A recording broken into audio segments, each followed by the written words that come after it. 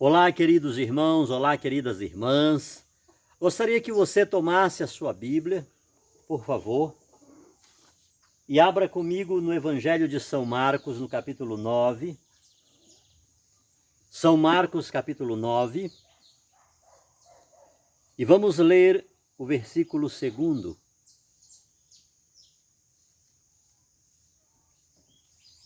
Lemos assim: naquele tempo, Jesus tomou consigo Pedro, Tiago e João e os levou sozinhos a um lugar à parte, sobre uma alta montanha, e transfigurou-se diante deles. Naquele tempo, Jesus tomou consigo Pedro, Tiago e João e os levou sozinhos a um lugar à parte, sobre uma alta montanha, e transfigurou-se diante dele. Inevitavelmente, sem sombra de dúvidas, esta para nós é uma palavra de salvação. É uma palavra de vida, é uma palavra de restauração, é uma palavra de ressurreição, é uma palavra transformadora, é uma palavra que transfigura. E devemos tomar posse desta palavra. Amados irmãos, amadas irmãs, é muito bom. Muitas pessoas não fazem isso por vários motivos, mas é muito bom que, ao lermos as Sagradas Escrituras, sobretudo quando a gente lê o Novo Testamento, mas não somente com o Novo Testamento, a igreja venera as Sagradas Escrituras como se fossem o corpo de Cristo. E as Sagradas Escrituras, para a igreja, consta do Antigo e do Novo Testamento. Consta da primeira à última letra. Consta do primeiro ao último livro.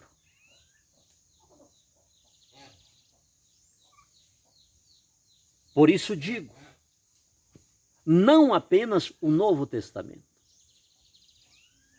Todavia, é necessário que venhamos dar uma atenção maior ao Novo Testamento. Por quê? Porque é ele que ilumina o Antigo, o Primeiro Testamento, a Antiga Aliança.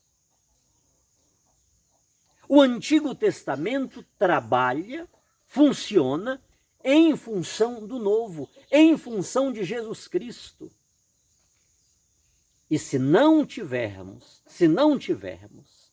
esta paciência, se não tivermos aquilo que São Lucas disse, aquela investigação, aquela preocupação, aquela atenção, aquele trabalho, de certa forma, digamos, de campo. Porque precisamos pegar as Escrituras, precisamos pegar um exemplar sagrado, com uma sólida e sóbria nota de rodapé, para que possamos ter um entendimento mais claro daquilo que o texto sagrado se nos está dizendo. Repetindo, redundando-me, e várias vezes direi isto, porque conheço a experiência anterior na qual vivi, a importância do sagrado magistério. A igreja tem uma responsabilidade com o patrimônio fidei, com as Sagradas Escrituras, porque ela recebeu esse patrimônio dos apóstolos. Então a igreja ela não pode permitir que qualquer um saia por aí interpretando: eu vou pegar lá o exemplar da Bíblia, vou transcrever todos os textos e unicamente eu, vou fazer as notas de rodapé. Eu irei interpretar aquilo que o texto está dizendo. A Igreja Católica não concorda com isso. E não por outra razão, em determinados momentos históricos, ela foi tão enérgica em relação àquilo que se estava fazendo com as Escrituras Sagradas.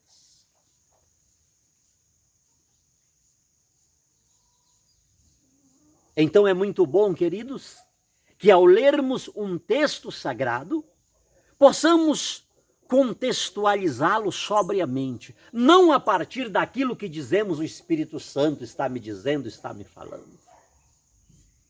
Não, não é dessa forma, até porque as Sagradas Escrituras percorreram um sóbrio e sólido caminho para que hoje nós tivéssemos este livro que a gente chama de Bíblia Sagrada, esta grande biblioteca. Estamos hoje no Evangelho de São Marcos. É incrível como esses filhos são. É uma benção, é uma benção. Estou com vontade de empurrar eles para colar.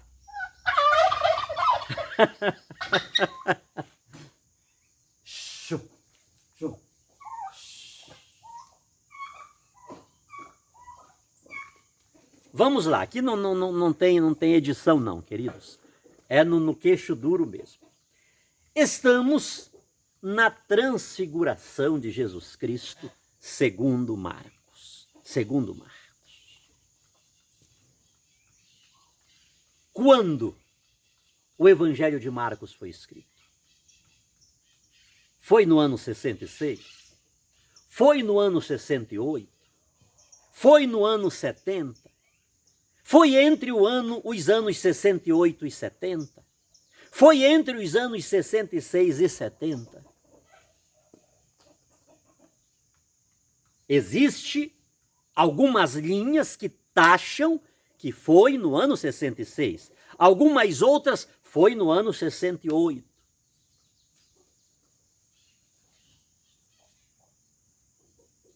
Isto aqui, queridos, já nos chama muita atenção.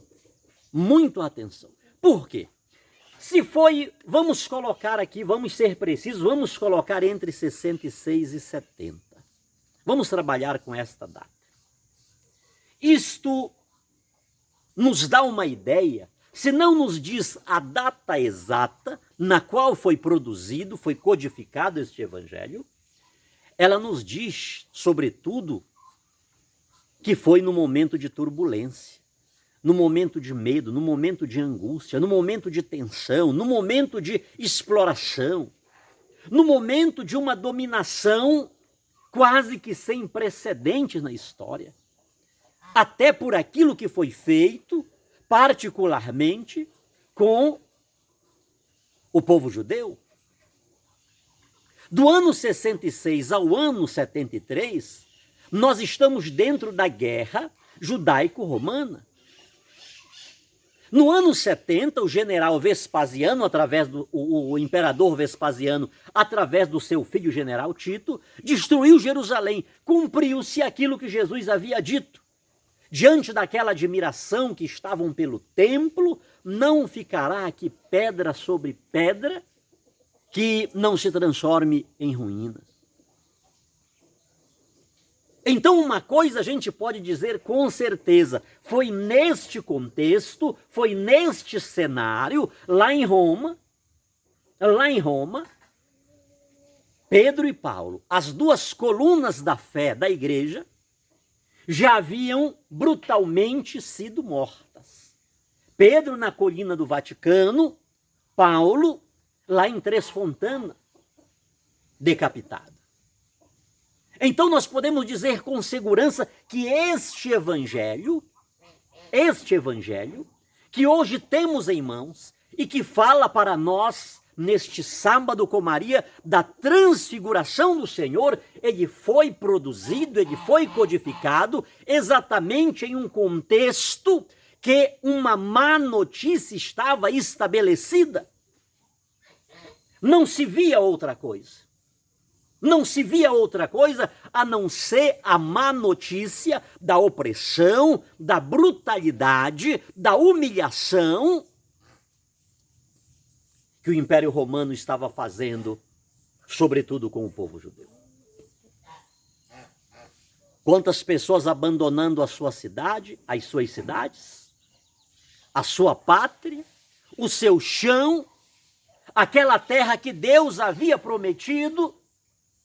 Lhes darei uma terra que mana leite e mel. Agora esta terra estava subjugada e a boa notícia que existia era uma boa notícia imperialista que explorava, que dominava, que incendiava, que matava, que expropriava, enfim. Isso é muito sério, queridos, e isso deve chamar a nossa atenção. O evangelista São Marcos, no meio deste contexto, ele inicia o seu evangelho dizendo, começo do evangelho de Jesus Cristo, Filho de Deus. Começo da boa notícia. Será que isto chamava a atenção dos leitores de Marcos?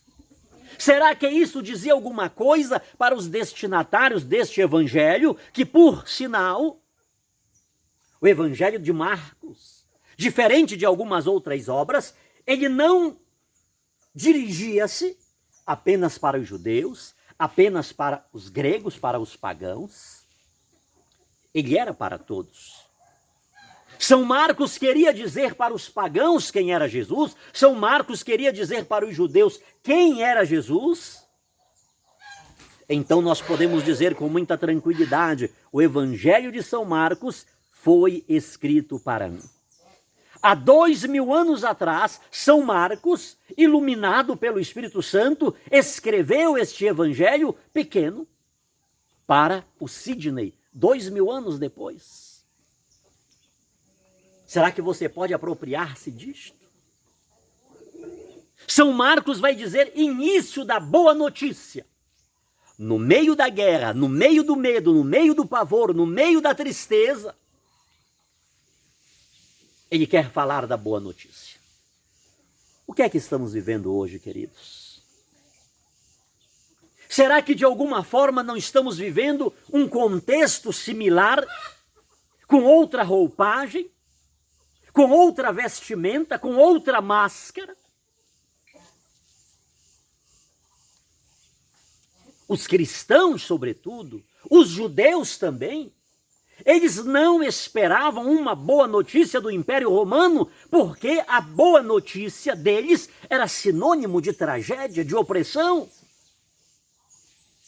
Mas o evangelista, ele vem dizer início da boa notícia, início do evangelho, início da boa nova. Será que hoje Jesus não quer dizer para nós, o evangelista São Marcos não quer dizer para nós, no meio desta turbulência que a Bahia está vivendo, que o Rio de Janeiro está vivendo, que Petrópolis está dizendo, início da boa notícia de Jesus Cristo? Enquanto Satanás veio roubar, matar e destruir, Jesus veio para dar vida e vida em abundância, mesmo para aquele que está com câncer, mesmo para aquele que perdeu a sua casa, mesmo para aquele que perdeu os seus familiares, mesmo para aquele que perdeu o seu emprego. São Marcos está dizendo para nós hoje, início da boa notícia. Satanás só sabe roubar, Satanás só sabe matar, Satanás só sabe destruir, mas Jesus sabe dar vida, é vida em abundância, e ele vai transformar as tuas cinzas, ele vai transformar o teu escombro em uma vida abundante. Amém. Glória a Deus. Aleluia. Esta mensagem é atual para nós hoje, queridos. Tomemos posse desta palavra. Tomemos posse deste decreto. Porque as más notícias do inferno, que estão assolando o mundo, elas não são superiores à única boa notícia. Você já prestou atenção nisto, queridos? que a boa notícia, o evangelho, é um. Apenas um. As más notícias são muitas, são inúmeras, são tamanhas, são tremendas. E a toda hora a gente já se prepara para uma nova má notícia. Aquela família lá em Caratinga, né? 3 pessoas estavam dormindo, 5 horas da manhã, o morro desabou e matou os 3. Entrou para dentro da casa, quebrou a parede e soterrou aquelas 3 pessoas. Já nos preparamos a cada instante para uma tragédia, para uma nova má notícia. E elas são muitas, elas são inúmeras. A boa notícia é uma só. A boa notícia, ela não é uma informação televisiva, jornalística. Não é uma manchete. A boa notícia é uma pessoa. A boa notícia é Jesus Cristo. Aquele que deu a vida por nós. Não é uma informação que a gente não sabe o que aquilo está produzindo para nós, na nossa direção. A boa notícia é Jesus, a gente sabe o que Ele fez por nós. Ele veio aqui a este vale de lágrimas. Ele andou conosco, Ele caminhou conosco, Ele chorou conosco, Ele comeu conosco, Ele festejou conosco, Ele atravessou o mar várias vezes para ir ao nosso encontro. Sim, eu estava lá naquele homem da cidade de Gadá, que estava possesso. Ele veio por causa de mim, não apenas há 2000 anos atrás. Ele veio por causa de mim. Talvez hoje ele está mais uma vez atravessando o mar de Tiberíades para encontrar este homem que está oprimido, que está possuído, que está morando nos sepulcros, esse homem que não se deixa acorrentar, ainda que pelos grilhões, porque ele quebra. Tal é a sua situação de opressão, de hostilidade. Ele está movido por uma sobrecarga do inferno. Jesus continua atravessando os mares na nossa direção. Ele continua indo na direção dos pagãos, na direção daqueles que a cultura judaica dizia que eram impuros, eram imundos. Não era sóbrio juntar-se, conversar, comer com aquelas pessoas, entrar na casa daquelas pessoas. Jesus atravessa o mar, enfrenta as tempestades, enfrenta os turbilhões e vai àquela região. Não tenhamos dúvidas, queridos, que hoje Jesus está vindo na nossa direção. Ele está enfrentando os turbilhões, ele está enfrentando as ondas, ele está enfrentando inclusive o desabafo dos seus discípulos que lhe dizem: você está nos colocando em perigo? Terminou uma missão tão exausta, tão cansativa durante o dia, agora manda a gente entrar no barco, ir para o outro lado, e você está dormindo no meio das ondas. Você não se preocupa, você não está nem aí conosco. Jesus, ele continua a enfrentar, querido, as hostilidades que os próprios discípulos de Jesus causam para que ele não se aproxime de determinadas pessoas e não vá a determinadas regiões tidas como impuras.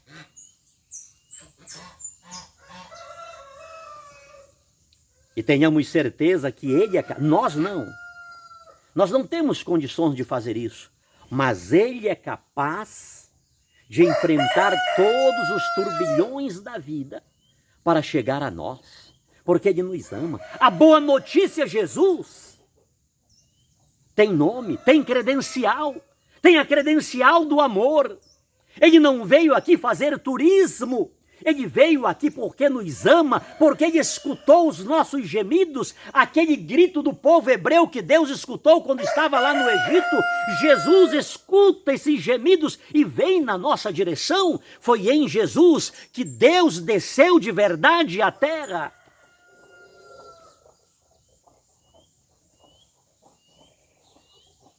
Ele sabe que nós precisamos de uma boa notícia.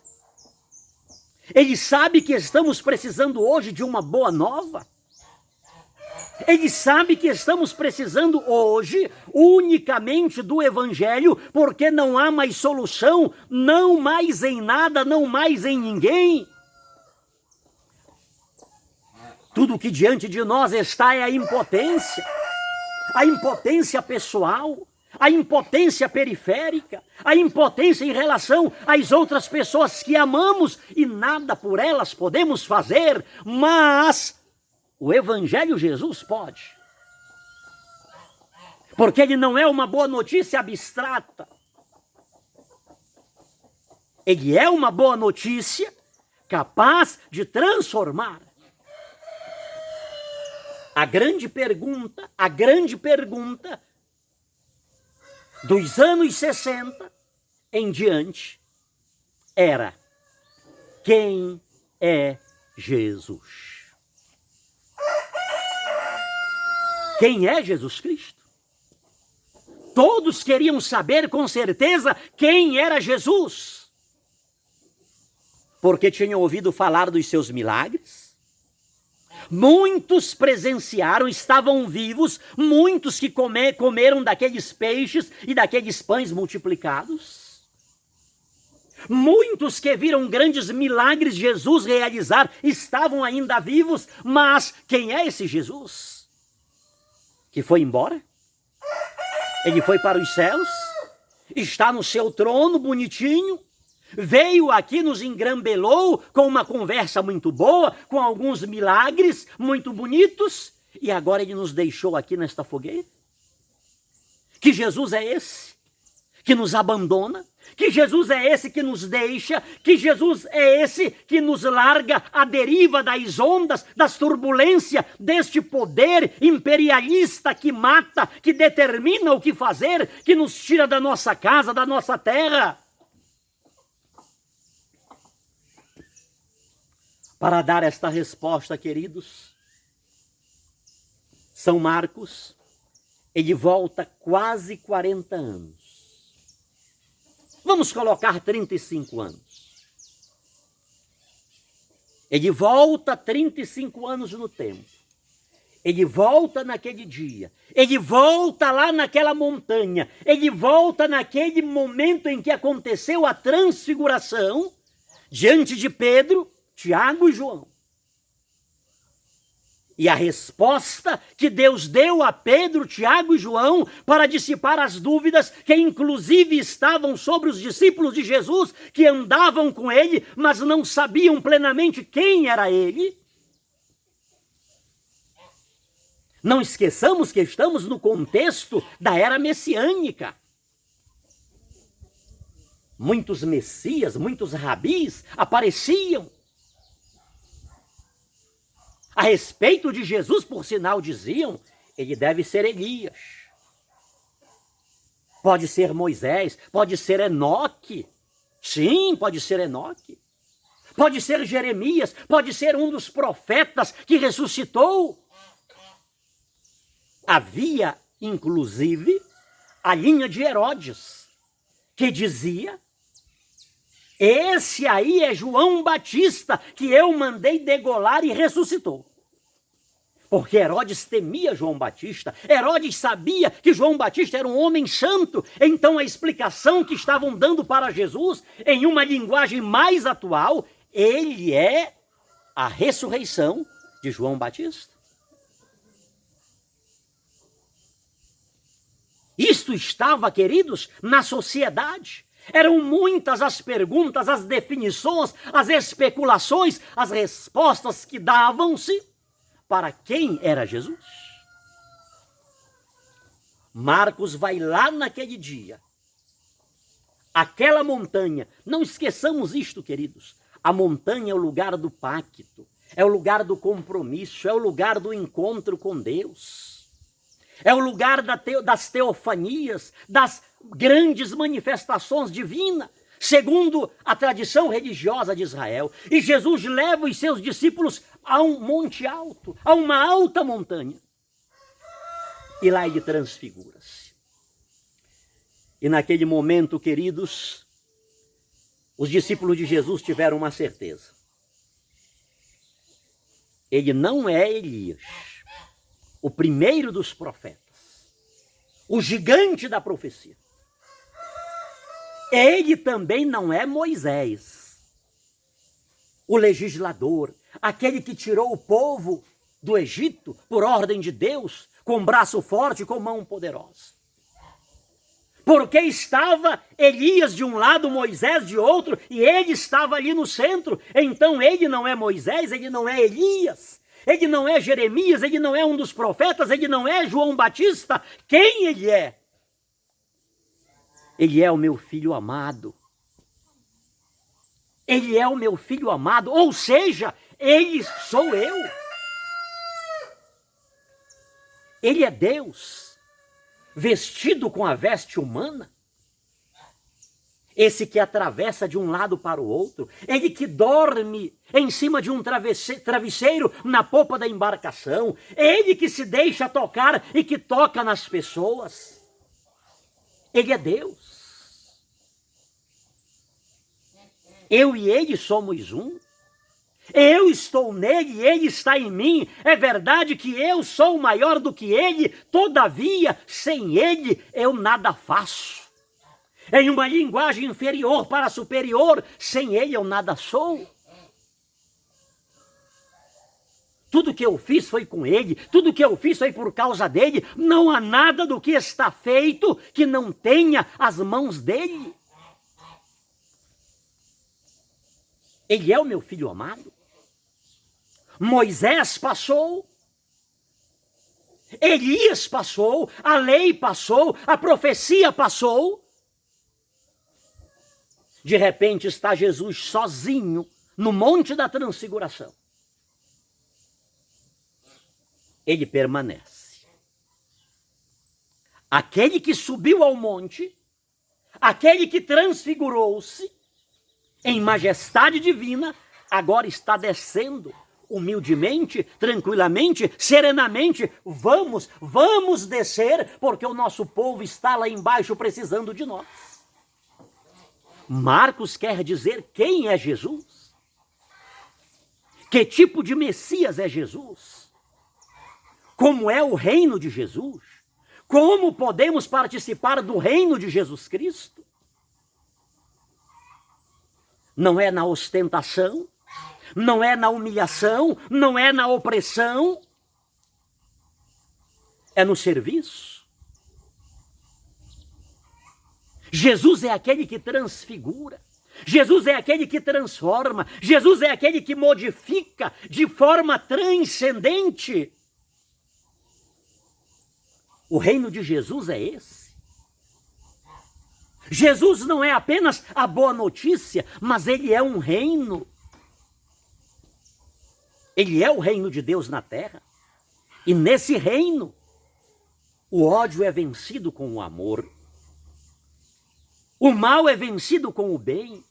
As ofensas são eclipsadas com o perdão, com a generosidade, com a doação, com a entrega, com a disponibilidade.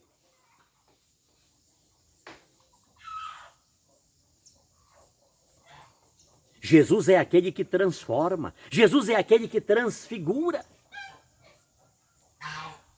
Quantas pessoas, queridos, que outrora foram escravas seletas do pecado, que foram instrumentos de Satanás, como aquele homem da região dos Gadarenos. Mas quando tiveram um encontro com o Evangelho, quando tiveram um encontro com a boa notícia, quando tiveram um encontro com Jesus de Nazaré, as legiões foram para longe dessa pessoa. Essas pessoas foram libertas, essas pessoas foram transformadas, e todas as pessoas que outrora viam aquele homem como uma pessoa atormentada e terrivelmente perigosa, agora conseguem vê-lo sentado, vestido, composto, aprumado, em sã juízo. Essa pessoa começa agora a propagar a boa notícia que o alcançou, que o transformou. Esse homem se tornou um grande apóstolo da região da Decápolis. Porque Jesus disse-lhe: vai para a tua casa e para os teus contar o que Jesus fez na tua vida. Quantas pessoas que outrora foram instrumentos e instrumentalizadas por Satanás. Quantas pessoas que outrora eram a imagem do demônio, como se diz por aí, eram a figura do cão, e agora elas refletem o rosto de Jesus Cristo, o rosto da divindade. O que foi que aconteceu com essas pessoas, queridos? Elas tiveram um encontro com a boa notícia, elas tiveram um encontro com Jesus Cristo. Este é um termômetro, queridos. Este é um termômetro. Quem já escutou, quem já entregou-se para o Evangelho, para a boa notícia, que entrou pelos seus ouvidos e foi ao coração e modificou e transfigurou a sua história. Observe como é essa pessoa quando lhe chega a má notícia. Este é um termômetro de quem já teve um encontro com Jesus Cristo. Este é um termômetro de quem já escutou, de fato, a boa notícia, e essa boa notícia transformou a sua vida, a sua história.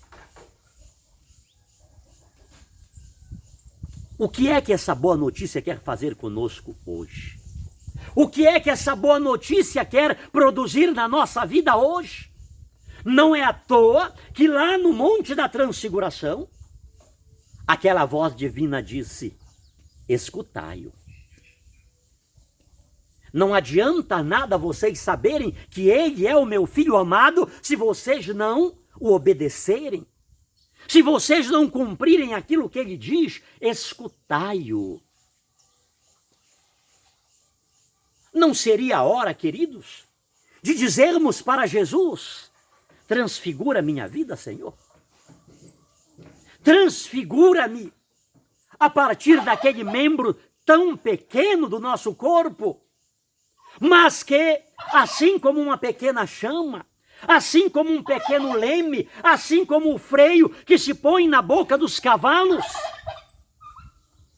esse membro é capaz de me levar para lugares turbulentos, desastrosos.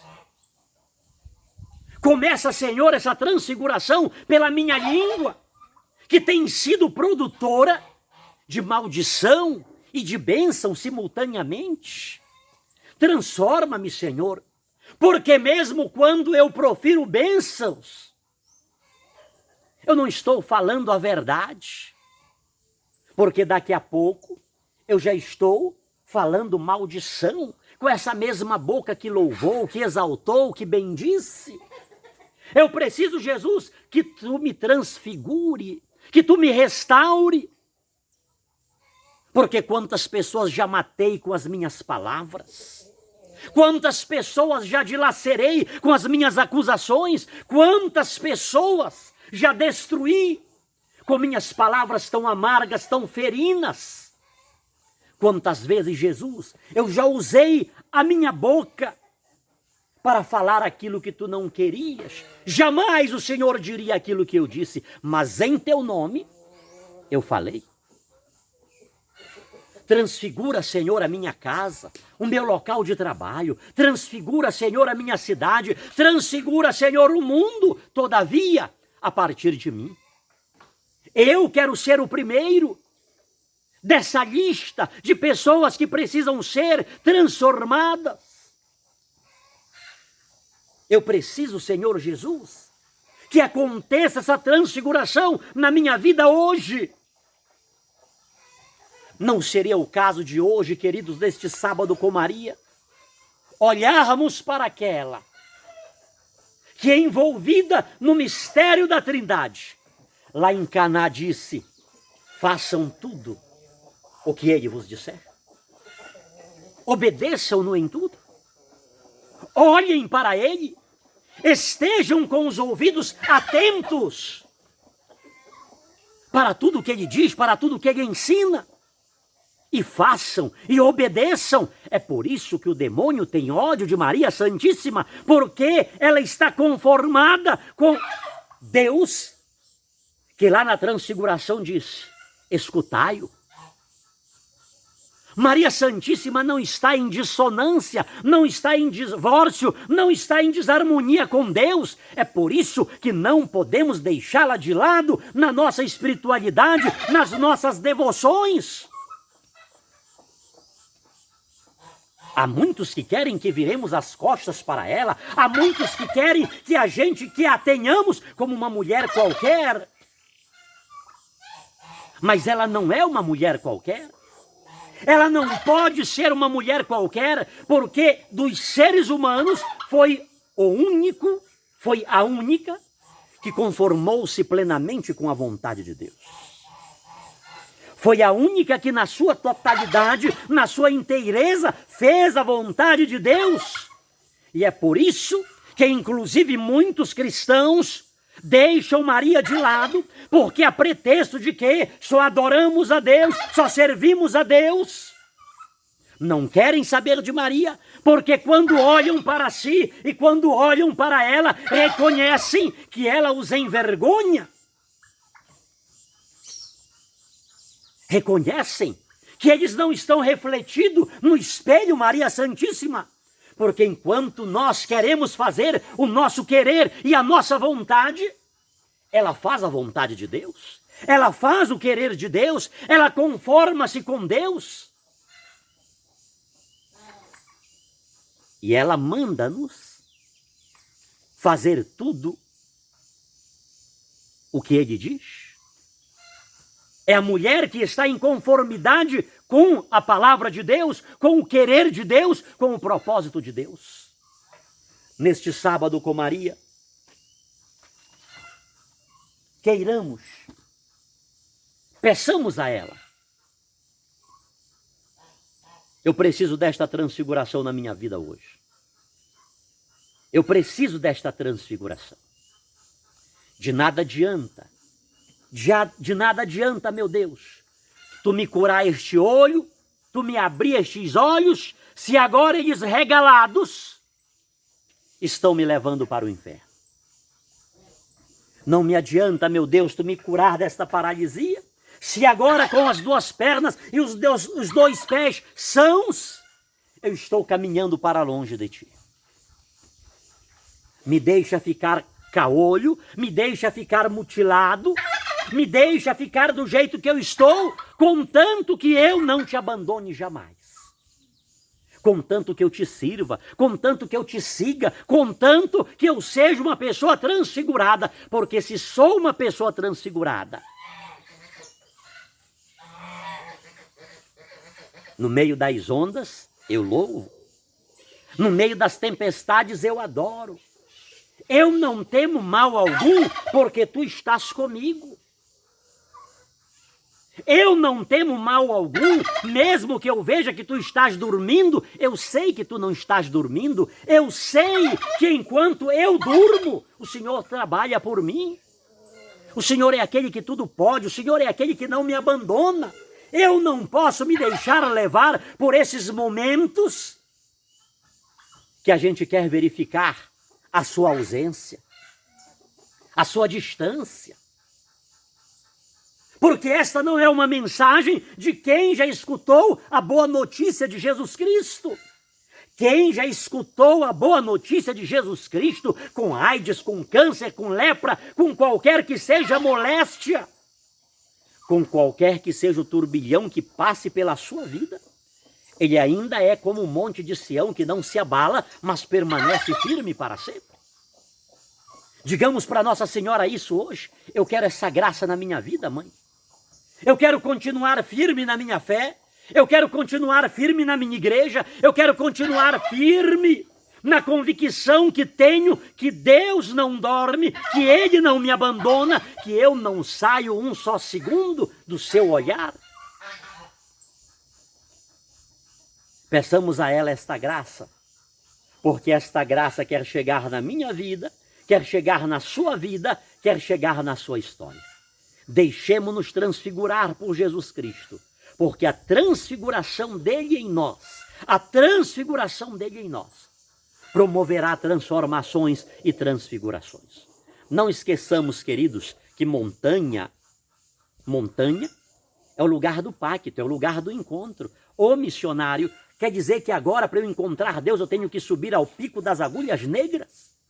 Para poder fazer um pacto, para Deus me escutar? Jesus, a boa notícia é tão boa, queridos, que até nisso ela é boa.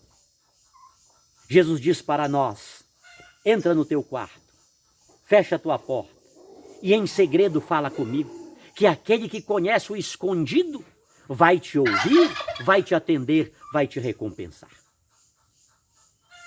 Talvez agora seja o momento de você entrar no seu quarto, faz do teu quarto a tua montanha sagrada, fecha a tua porta e fala para Deus aquilo que precisa ser transfigurado.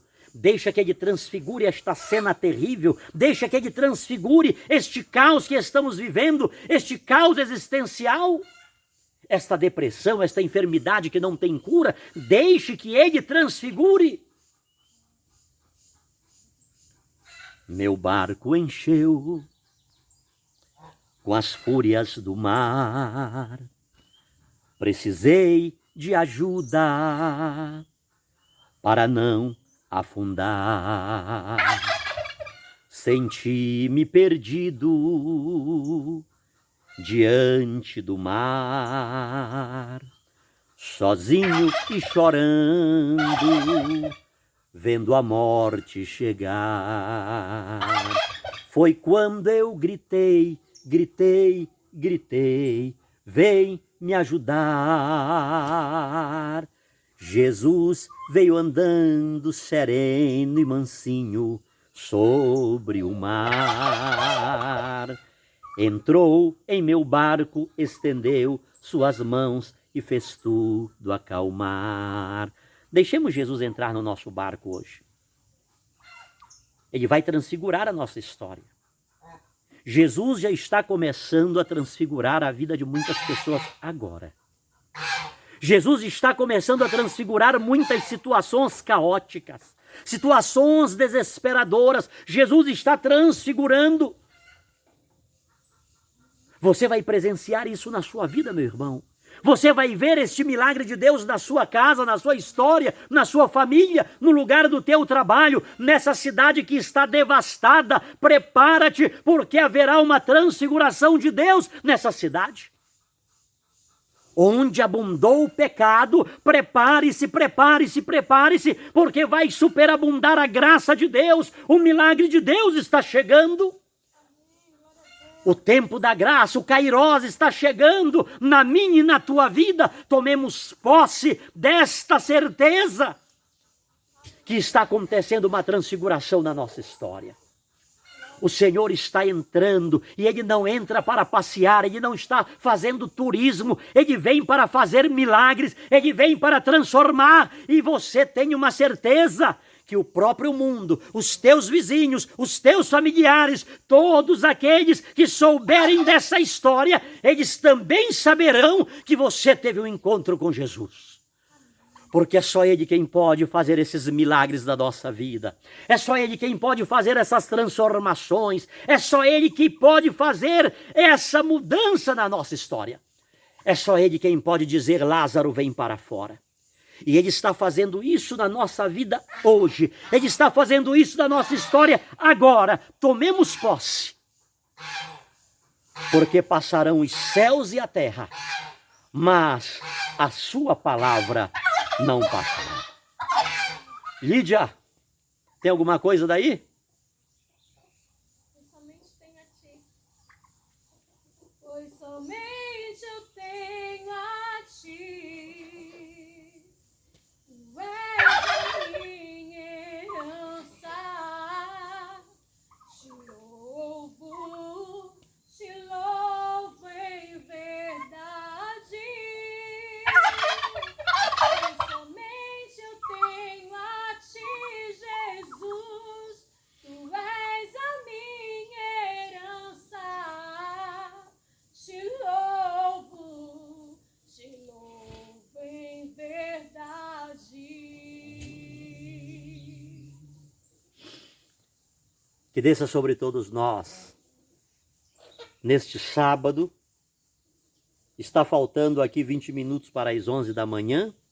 Eu tenho certeza que neste sábado, a boa notícia, o evangelho, o querigma entrou na nossa vida, entrou na nossa casa. Deus está dizendo, obedeçam-no.